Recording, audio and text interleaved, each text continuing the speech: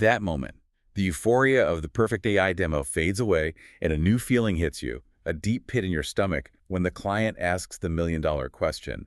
How do I actually run this complex workflow you just built? Yeah, and suddenly you're worrying about things that, they weren't in your original scope. What happens if the server crashes at 3 a.m.? Is the client going to accidentally mess with the core logic? I mean, that is a high-stakes, real-world anxiety for any professional builder. Welcome back to the deep dive.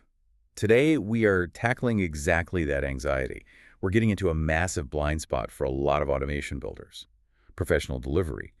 Too often, it's just an afterthought, and we are moving aggressively past that catastrophic, it works on my machine phase. We've synthesized a blueprint based on industry best practices that outlines four essential pillars. And frankly, mastering these separates the hobbyists from the elite professionals who are charging premium prices for these robust, scalable products. Okay, let's unpack this blueprint. It's all about structure. We're going to establish the foundation with proper hosting, then shift into the non-negotiable world of security, handle the constant headache of API key management, and finally, structure a flawless workflow handover. Our mission today is to make this process feel less like a checklist and more like a guaranteed success model. Let's start with the trap, because it's where almost every automation project begins to, unravel. It really is. So describe that typical disaster scenario for us. You spent days building an incredible workflow, maybe using n8n or something similar. The demo is flawless. The client is thrilled, ready to pay. What happens next? The standard failure point is what I call the JSON dump. Okay. To export the workflow as a file, you email it over and you say, just import this into your account and you're done. Feels like a clean break, but it's anything but. And the imported workflow fails immediately. Oh, it doesn't just fail. It fails spectacularly. You suddenly see red warning signs everywhere. Every single credential shows as missing. Webhooks that worked flawlessly on your local test environment are just completely broken on their system. The workflow won't even execute once. You essentially handed them a Ferrari engine without the... Without the key, the gas, or the operating manual. Right. Exactly. The next week is spent entirely on these painful, embarrassing Zoom calls trying to debug infrastructure you don't even control. And inevitably, that just burns through all the trust you had built up. The root problem, based on what we saw, is a crucial mindset failure. We often fail to recognize that professional delivery is the product, not just the logic inside the workflow. The quality of the delivery determines everything. The project's success, your reputation, the maintenance costs down the line. It's a brutal reality check, but a necessary one for growth. So how does treating delivery as the product change that initial building phase? It just forces you to consider production specs and client maintenance right from the start. Okay, let's move to the physical reality of these systems. The first core pillar is hosting your workflow. This is where the client's first question lands. So where does this thing actually live? And we have three main options here, moving from, maximum ease to maximum control. Option one is what we call the easy button. The managed cloud solution, like n8n Cloud. Think of this like checking into a high-end hotel. You pay the premium, but they handle absolutely everything. Setup, updates, uptime, basic security. It's all just taken care of for you. It's perfect for the non-technical client who wants a completely turnkey solution and doesn't want to worry about servers. The trade-off, of course, is the monthly cost. It could be $20, $50 or more, and you sacrifice that granular control over the environment. You just plug in and go. The next step up is option two, the power move, self-hosted. This is like renting an apartment using a virtual private server or a VPS. And a VPS is essentially just a partitioned section of a powerful server that you rent from providers like Hostinger or DigitalOcean. Right. The pros here are you get full control over the environment. It's significantly cheaper at scale, unlimited executions, custom configurations, but the cons are real. Yeah, the responsibility falls entirely on you. You manage the updates, the security patches, and the crashes. This setup is really best for agencies who are managing workflows for multiple clients and need that efficiency. And finally, option three, the client's infrastructure. This is usually mandatory for large enterprise clients, especially in highly regulated industries, healthcare, banking, finance. Compliance demands the workflow lives inside their internal cloud, like their own AWS or Azure accounts. The huge pro there is total client control and meeting those strict compliance rules. But the major complication is that you automatically involve the client's internal IT and procurement teams. And that complicates the handover, makes debugging so much harder. You're dealing with someone else's firewall, their permissions, their security policies. So if you choose option two or three, the professional setup specs are non-negotiable. The sources recommend minimum specs, 2 gigs of RAM, but ideally 4 or more. And why 4? Because if you're integrating generative AI, large language models, or just large data tasks, you need that overhead to avoid constant crashing. You also need at least 2 CPU cores for stability. Mm-hmm. And we have to emphasize using a proper professional domain like automation.clientname.com. Don't use a raw, hard-to-remember IP address. The 2 critical technical tools here are Docker and Nginx. Docker is essential. Think of Docker as a standardized shipping container for your workflow.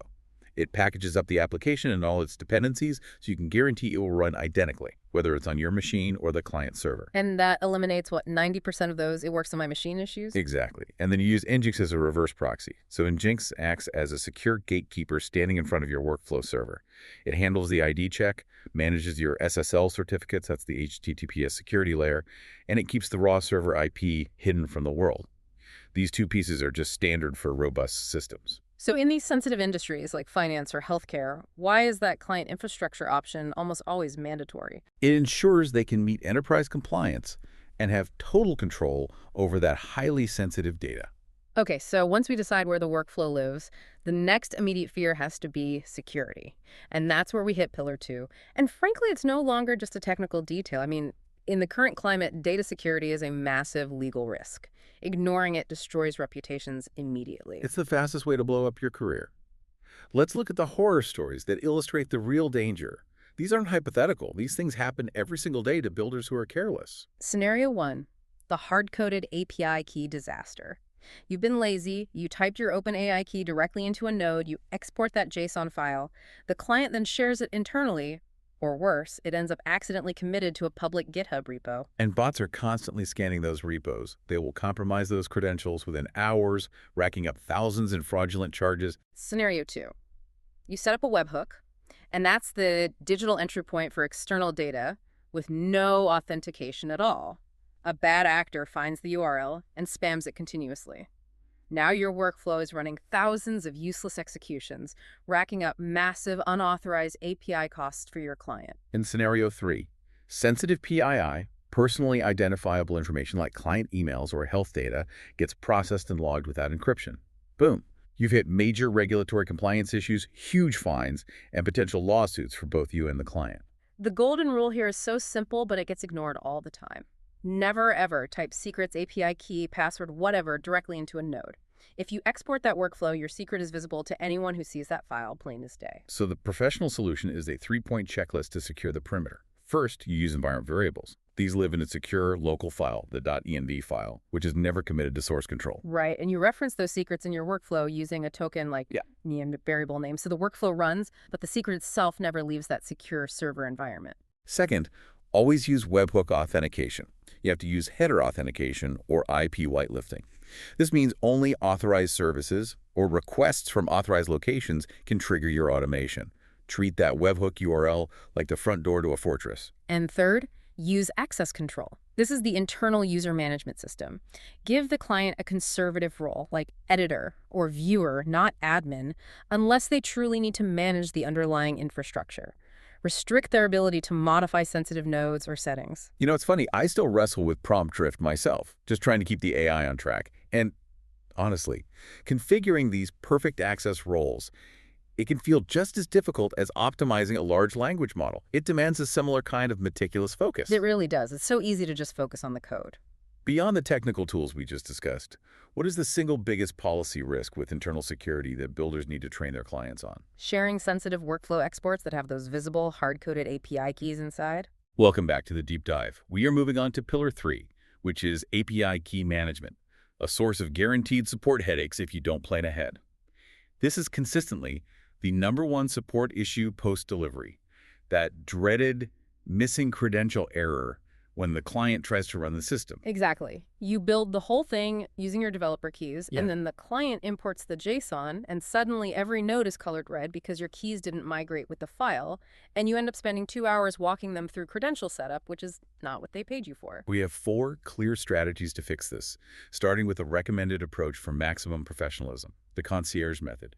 Here, you obtain and configure the keys on behalf of the client. The process here is vital for trust. You have to use a shared encrypted password vault like 1Password or Bitwarden. You ask the client to generate their API keys and store them there. Never, ever communicate keys over unencrypted channels like email or Slack. And then you configure those keys on the client server. Use incredibly descriptive names like OpenAI client name production, and restrict the editing permissions so only you or the key owner can change them. Strategy 2 is the documentation method, and it's best for more technical clients who prefer to have control. You create a robust, required API credentials guide. This includes step-by-step instructions, screenshots, and the exact permissions needed for every single service. And crucially, strategy 2 demands transparency.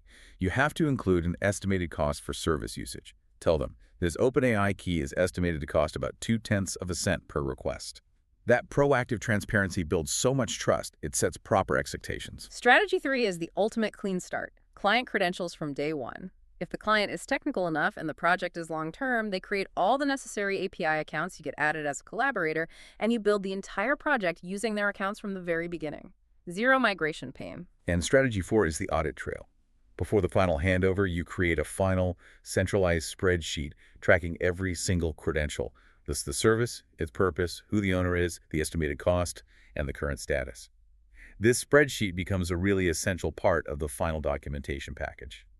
So when should a builder really insist on using strategy 3, that client credentials day one approach, even if it requires more initial coordination?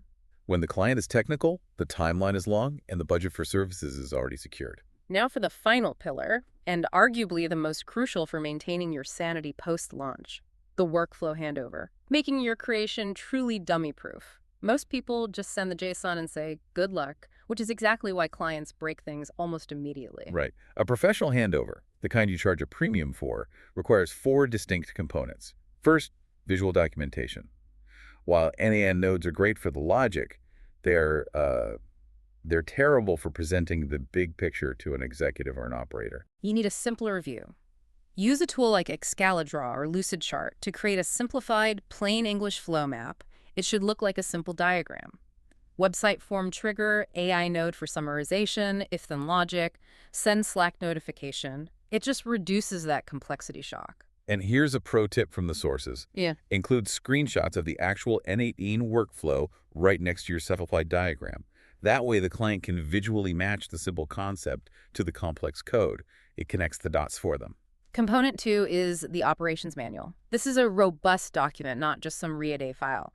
It has to cover 3 critical sections: how to use the workflow, so the expected inputs and outputs, common issues and solutions, like if the Slack notification fails, check the logs for an API error, and very importantly, when to contact support. You have to establish clear boundaries. Component 3 is the video walkthrough. A recorded Loom or screen share video adds massive value.